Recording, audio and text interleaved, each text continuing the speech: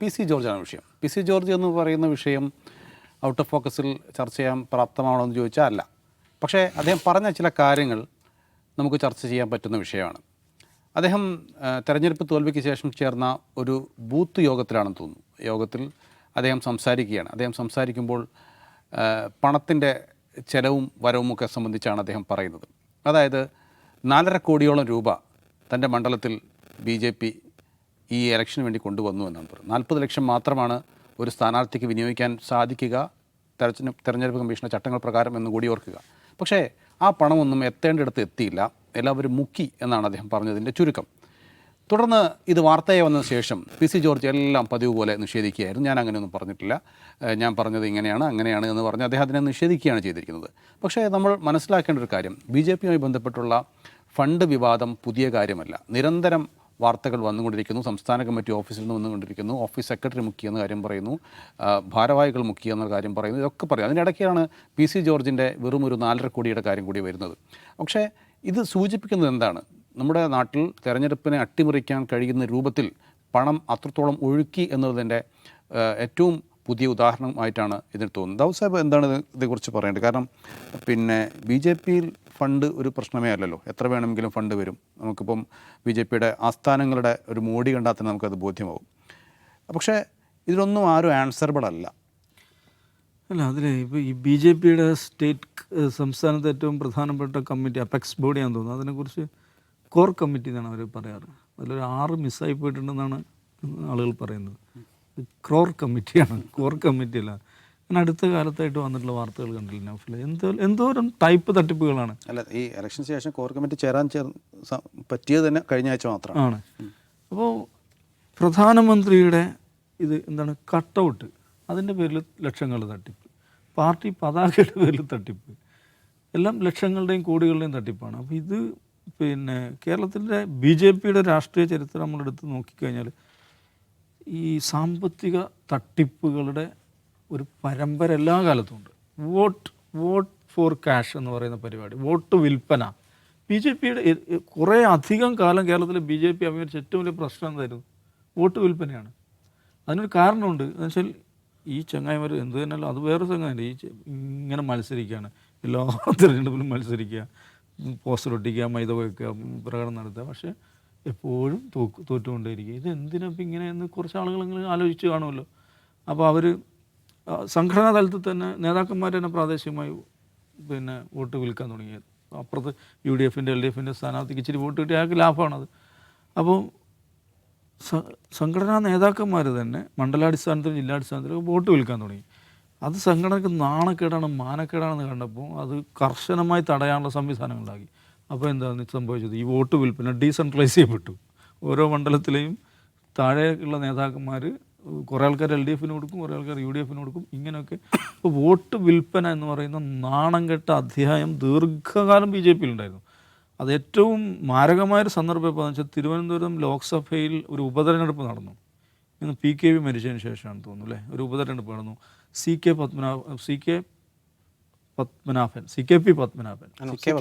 പത്മനാഭൻ അദ്ദേഹം മത്സരിച്ചു. അതാണ് വോട്ട് നേരത്തെ ഉള്ളത് എനിക്കൊന്ന് ഏതാണ്ട് പകുതിയിലും കുറഞ്ഞു, നേരത്തെ ഉള്ളതിനേക്കാളും പകുതിയിലും കുറഞ്ഞു. അത് വലിയ പ്രശ്നമായി. അത് ഉപതെരഞ്ഞെടുപ്പാകും കൂടുതൽ ശ്രദ്ധിക്കപ്പെടുമല്ലോ. മാരകമായ വോട്ട് വിൽപ്പനയുടെ ഒരു അധ്യായം എന്ന് പറയുന്നത്.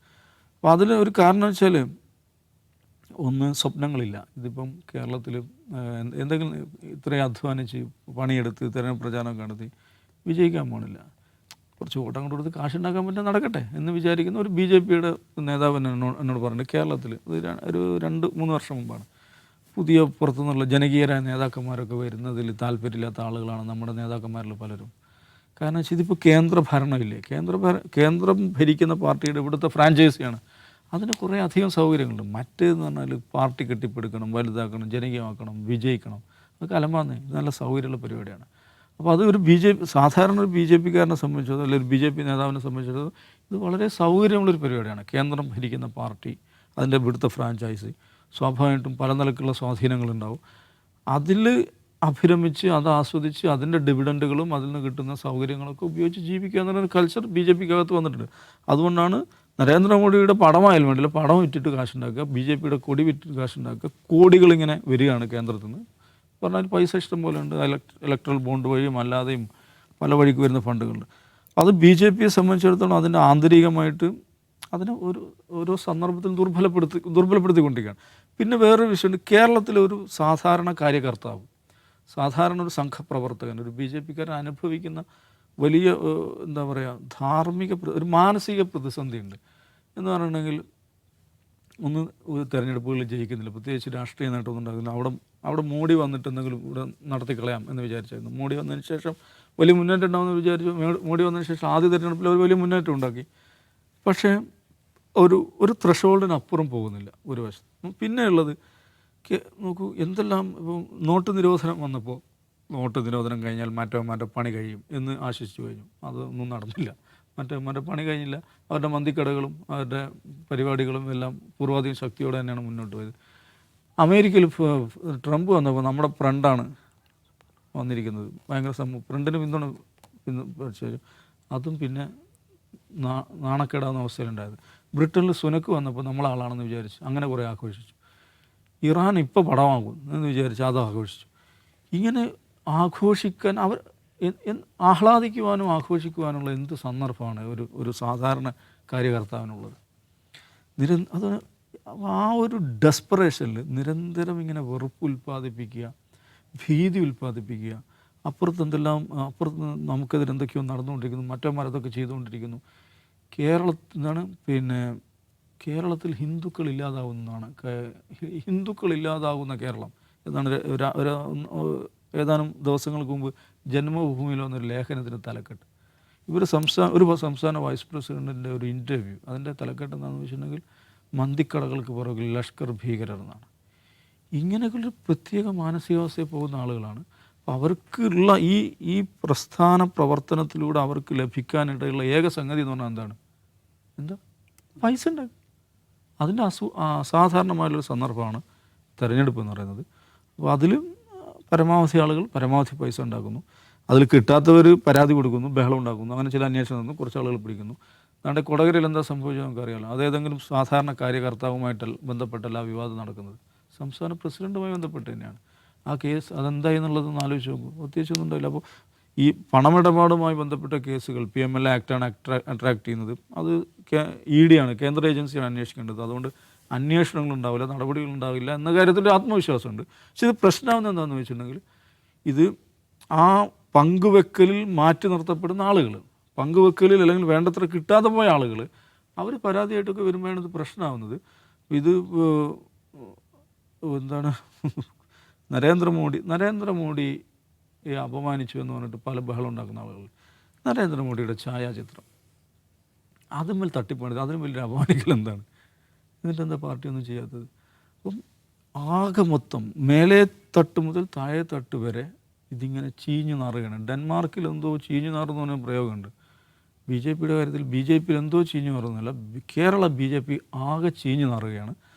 അതിലൊരു എന്താണ് സ്വന്തം പ്രവർത്തകർ മാത്രമുള്ള സന്ദർഭത്തിൽ PC ജോർജിനെ പോലെ PC ജോർജ് എന്ന് പറഞ്ഞാൽ ആത്മകഥം പത്രസമ്മേളനത്തിൽ വിളിച്ചു പറയുന്ന ആളാണ്.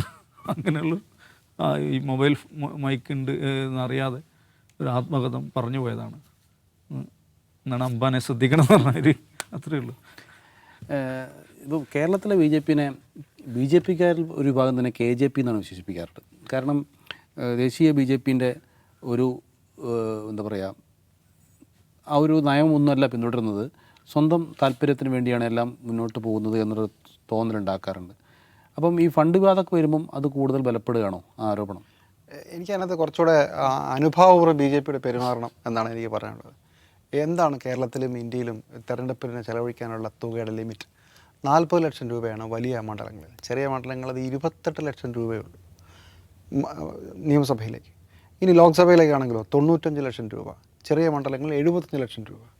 ഇന്ത്യയിൽ എവിടെയെങ്കിലും ഈ തുകയുടെ 7 അയലത്ത് കുറച്ചുകൂടെയൊക്കെ കൂടിയെന്ന് വിചാരിച്ചു, അങ്ങനെയാണ് ചിലവുണ്ട്. കോടാനുകോടികൾ ചെലവഴിക്കുന്ന തെരഞ്ഞെടുപ്പിനെക്കുറിച്ചുള്ള ഇത് ഇനി പ്രത്യേകിച്ച് സംസാരിക്കുകയാണെങ്കിൽ എല്ലാവർക്കും അറിയാവുന്നതാണ്. അതിനകത്ത് കുറ്റം ചെയ്യാത്തവരായി ഒരാൾ പോലുമില്ല. എല്ലാവരും ബൂത്ത് തലം മുതൽ വളരെ വിശദമായി പറയുന്നുണ്ട്. PC ജോർജ് എൻ്റെ ഒരു കണക്ക് പറഞ്ഞു, ഒരു ബൂത്തിൽ ഒരു ബൂത്തിലാണെന്നാലും ഒരു ബൂത്തിൽ 31,000 രൂപയാണ് ഞങ്ങൾ സാധാരണ കൊടുക്കാറ്. ഒരു ബൂത്തിൽ 33,000 രൂപ എന്ന് പറഞ്ഞാൽ ഒരു മണ്ഡലത്തിൽ എത്ര ബൂത്തുണ്ട്? 31,000 വെച്ച് നിങ്ങൾ എത്ര വെച്ച് കൂട്ടും? പി.സി. ജോർജിൻ്റെ പറയുന്ന കണക്കനുസരിച്ച് 4.5 കോടി.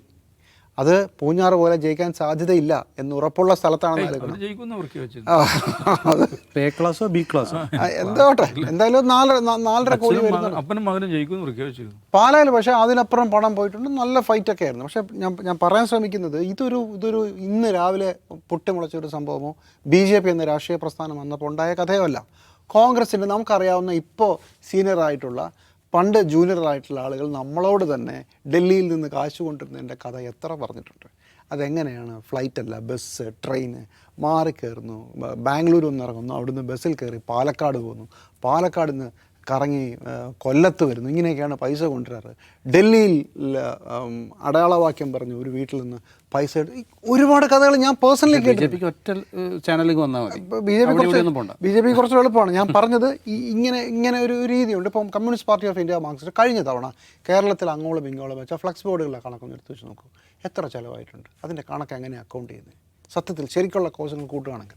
അതുകൊണ്ട് അമ്പ് കൊള്ളാത്തവരായി ആരുമില്ല കേട്ടോ. അല്ല ജിമ്മി, അവരൊക്കെ ഇത് മര്യാദയ്ക്ക് മാനേജ് ചെയ്യുന്നുണ്ടല്ലോ. അല്ല, അതാണ് രണ്ടാമത്തെ പ്രശ്നം. ഇവിടെ പ്രശ്നം ഈ കണക്കിന് എത്ര വേണമെങ്കിലും പണം തരാനുള്ള ആളുകൾ ഇന്ത്യയുടെ നാനാഭാഗത്ത് നിൽക്കുമ്പോൾ പൈസ വന്ന് മറിയുകയാണ്. എനിക്ക് വ്യക്തിപരമായി അറിയാവുന്ന 2-3 BJP നേതാക്കളെങ്കിലും ഒരുപാട്, ഇപ്പോഴൊന്നുമല്ല, ഒരു 10-12 വർഷം മുമ്പ് ഒരുപാട് കടമുണ്ടായിരുന്നു. ഇലക്ഷൻ കഴിഞ്ഞപ്പോൾ അതൊക്കെ തീർന്നു. ഇത് കോൺഗ്രസ്സുകാരും പറഞ്ഞിട്ടുണ്ട്. ഇത് ഇത് നമുക്ക് അറിഞ്ഞൂടാത്തൊരു പാരലൽ വേൾഡാണ്. ഈ പാരലൽ വേൾഡിൽ ഇടതുപക്ഷവും UDFും BJPയും തമ്മിൽ വ്യത്യാസമൊന്നുമില്ല. വരുന്ന പണം ഒരു സൈഡിൽ അരിച്ച് സ്വന്തം പോക്കറ്റിലേക്കും സ്വന്തം വീട്ടിലേക്കും മാറ്റുന്നത് ഒരു കുടിൽ വ്യവസായമാണ്. അത് കേരളത്തിൽ മാത്രമല്ല, ഇന്ത്യയിൽ എല്ലായിടത്തും ഉണ്ട്. യാതൊരു തരത്തിലുള്ള മിഥ്യാധാരണയും വേണ്ട. എന്തുകൊണ്ടാണ് കൊടകര കുഴൽപ്പണ കേസിൽ മുങ്ങിപ്പോയത്? എന്തുകൊണ്ടാണ്? ഭരണം BJPക്ക് ഒന്നുമല്ലല്ലോ കേരളത്തിൽ. BJP പ്രസിഡന്റിനെ പിടിക്കാവുന്ന അവസരമായിരുന്നു, രക്ഷിച്ചു കൊടുത്തതാണ്. ഞാൻ വിചാരിക്കുന്നത് ഇനിയിപ്പോൾ BJP CPM ബാന്ധവം അതൊക്കെ അവിടെ നിൽക്കട്ടെ. പക്ഷേ അല്ലെങ്കിൽ തന്നെ ദർ ഇസ് എ കൺസെൻസസ്. അങ്ങോട്ടും ഇങ്ങോട്ടും അറിയാവുന്ന ആളാണ്. ഈ പൈസയൊക്കെ ഇങ്ങനെയൊക്കെയാണ് വരുന്നത്, ഇങ്ങനെയൊക്കെയാണ് നമ്മൾ ചെയ്യുക. നമ്മൾ നാട്ടുകാരുടെ നിന്നും പണക്കാരുടെ നിന്നൊക്കെ പൈസ വാങ്ങിക്കും, നമ്മൾ ഇലക്ഷൻ കാലത്ത് വിശാലമായി ചിലവഴിക്കുന്നതൊക്കെ അങ്ങോട്ടും ഇങ്ങോട്ടും അറിയാവുന്നതാണ്. എന്നിട്ട് ഞങ്ങൾ ഞെട്ടിപ്പോയെന്നൊക്കെ പറയുന്നതിന് അതൊരു വലിയ പൊള്ളത്തരമുണ്ട്. നമുക്കും അറിയാവുന്നില്ല. ഇപ്പോൾ ഇവിടുത്തെ പേര് പറയാൻ പറ്റാത്തതുകൊണ്ടല്ലേ. കേരളത്തിൽ പൈസ പിരിച്ച് കാശ് നേടിയിട്ടുള്ള എത്ര പേരെ നമുക്കറിയാം. BJPക്കാരല്ല ഞാൻ പറയുന്നത്, കോൺഗ്രസിനും CPM ഉള്ള ആളുകളെ നമുക്കറിയാം. അതങ്ങനെയാണ്, അതതിൻ്റെ രീതിയാണ്. കോൺഗ്രസ് ഒരു കാലത്ത് നൊട്ടോറിയസ് ആയിരുന്നു, നമുക്കറിയാം. ഈ 10 വർഷം അധികാര പട്ടിണിയുടെ കാലം ആയതുകൊണ്ടല്ലേ കുറച്ച് ടൈറ്റ് ആയിരുന്നത്. അപ്പോൾ ഇത് ഒരു പാർട്ടിക്ക് മാത്രം വെക്കണ്ട. പക്ഷേ പ്രശ്നം BJPക്ക് ഇന്ത്യയിൽ ഭരണം കിട്ടുകയും ഈ പറയുന്ന പിരിവിൻ്റെ മുഴുവൻ കൺട്രോളും അവരുടെ കയ്യിലാകുമ്പോൾ, ഇപ്പോൾ ഇലക്ട്രൽ ബോണ്ടിൻ്റെ കാര്യത്തിൽ വേറെ ആർക്കും അടുത്തു പോലും വരാൻ പറ്റാത്ത രീതിയിൽ പൈസയാണ്. ഇത് എവിടെങ്കിലും കൊണ്ട് താത്തണ്ടേ? അങ്ങനെ വന്ന് താത്തിയ ഒരു സ്ഥലമാണ്. പക്ഷേ ഞാൻ കരുതുന്നത് ഇനി ഇത് പറ്റില്ല. ഈ വോട്ട് കച്ചവടം അടക്കമുള്ള കാര്യങ്ങൾ ഇനി പറ്റില്ല. കാരണം കേരളത്തിൽ 140 നിയോജക മണ്ഡലങ്ങളിലും BJP സ്ഥാനാർത്ഥിയായി മത്സരിക്കുന്നയാൾ, അയാൾ ചിലപ്പം ഞാൻ ജയിച്ചു കളയും എന്ന് വിശ്വസിച്ച് തുടങ്ങിയ ഒരു കാലത്താണ് നിൽക്കുന്നത്. അല്ലെങ്കിൽ എനിക്ക് എൻ്റെ ഒരു മാറ്റ് തെളിയിക്കാൻ പറ്റും. ഇത്തവണ തെരഞ്ഞെടുപ്പിൽ 23% മുകളിൽ വോട്ട് നേടിയ 20 മണ്ഡലങ്ങളെങ്കിലുമുണ്ട്. അതിൽ 3 ജയിച്ചത്. 20 മണ്ഡലങ്ങളിലെങ്കിലുമുണ്ട്. അപ്പോൾ BJP ആരെ ജയിപ്പിക്കാം, ആരെ തോൽപ്പിക്കാം എന്നുള്ളത് വേണമെങ്കിൽ എനിക്ക് ജയിക്കാം എന്നതിലേക്ക് വളർന്നൊരു പ്രത്യേക ഘട്ടത്തിൽ ഇനി ഈ കളി നടക്കാൻ പോകുന്നില്ല. ഒരു പക്ഷേ ഇത്തരം വലിയ ആർഭാടങ്ങളുടെയും ഒക്കെ അവസാനത്തെ കളി ആയിരിക്കാം ഇന്ന് നടന്നത്. അല്ലെങ്കിൽ BJP ദേശീയ നേതൃത്വം ഇങ്ങനെ വിചാരിക്കുന്നുണ്ടോ, പോയാലും പ്രത്യേകിച്ച് ഒന്നുമില്ല, നമ്മൾ സങ്കല്പിക്കാത്തത്രയും അവർക്കൊരു മൂക്കിപ്പൊടിയുണ്ട്. നമുക്ക് സങ്കല്പിക്കാത്തതിനേക്കാൾ വലിയ വലിയ വലിയ കോടികളുടെ കളിയെക്കുറിച്ചാണ് നമ്മളീ പറയുന്നത്. പണ്ട് K. കരുണാകരൻ ഇലക്ഷൻ ഹെഡ് ചെയ്യുമ്പോൾ കേട്ടൊരു കഥയാണ്. ചെറുതായിരിക്കുമ്പോൾ ആന്ധ്രയിൽ നിന്ന് ഇവിടുന്ന് ജീപ്പുകൾ വരികയാണ്. 10-75 ജീപ്പ് ഇങ്ങോട്ടേക്ക് അയക്കുന്നു. അത് ഇലക്ഷൻ ക്യാമ്പയിന് വേണ്ടി വിടുന്നതാണ്. അതിന് ഇലക്ഷൻ അന്ന് വലിയ വിവാദമൊക്കെ ഉണ്ടായി ഈ ജീപ്പ് ഒന്നുമായിട്ട് ബന്ധപ്പെട്ട്. ഇങ്ങനത്തെ ഒരുപാട് തമാശകൾ ഇലക്ഷൻ കാലത്ത് നടക്കും. BJPയെ സംബന്ധിച്ചിടത്തോളം അസാമാന്യമായ ധനസമ്പത്തുള്ള ഒരു വലിയ പാർട്ടിയാണ്. അപ്പോൾ ആ പൈസ വന്ന് ഒഴുകുകയാണ്. കുറേ പേര് രാഷ്ട്രീയ നേതാക്കന്മാർ വീട്ടിൽ കൊണ്ടു. BJPയുടെ ഒരു വലിയ നേതാവ് പറഞ്ഞാൽ ഞങ്ങളുടെ പൈസ ഞങ്ങൾക്ക് പോയി, ഞങ്ങൾ സഹിച്ചു, നിങ്ങൾക്ക് എന്താ അതാണ് അവസ്ഥ.